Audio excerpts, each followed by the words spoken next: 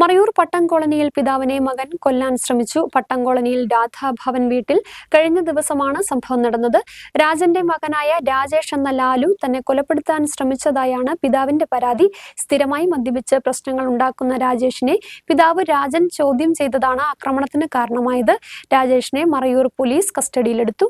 മറയൂർ പട്ടം കോളനിയിലാണ് പിതാവിനെതിരെ മകന്റെ കൊലപാതക ശ്രമം നടന്നത്. പട്ടം കോളനിയിൽ രാധാഭവൻ വീട്ടിൽ കഴിഞ്ഞ ദിവസം പകലാണ് സംഭവം. രാജന്റെ മകനായ രാജേഷ് എന്ന ലാലു തന്നെ കൊലപ്പെടുത്താൻ ശ്രമിച്ചതായി പിതാവ് പരാതി നൽകി. സ്ഥിരമായി മദ്യപിച്ച് കുടുംബം ശ്രദ്ധിക്കാതെ നടക്കുന്ന രാജേഷിനെ പിതാവ് രാജൻ ചോദ്യം ചെയ്തതാണ് സംഭവത്തിന് കാരണമായത്. രാജേഷ് വീടിന്റെ ടെറസിൽ വെച്ച് ഇഷ്ടികയെടുത്ത് പിതാവിന്റെ ഇടതുനെറ്റിയിലെറിഞ്ഞു. ഇതേ തുടർന്ന് മുറിവേറ്റ് നിലത്ത് വീണ രാജന്റെ തലയുടെ പിറകിൽ ചതവും സംഭവിച്ചു. തുടർന്ന് രാജേഷ് ടെറസിൽ കിടന്ന കട്ടിയുള്ള ഇരുമ്പ് കഷ്ണം ഉപയോഗിച്ച് രാജന്റെ മുഖത്ത് 2 തവണ അടിക്കുകയും ചെയ്തതായി പറയുന്നു. ഇതിനെ തുടർന്ന് രാജന്റെ ഇടത് കണ്ണിന് താഴെയും നെറ്റിയിലും ഗുരുതരമായ മുറിവുകളുണ്ടായി. പിതാവിനെ കൊലപ്പെടുത്താൻ ശ്രമിച്ച രാജേഷിനെ മറയൂർ പോലീസ് കസ്റ്റഡിയിലെടുത്ത് അന്വേഷണം ആരംഭിച്ചു.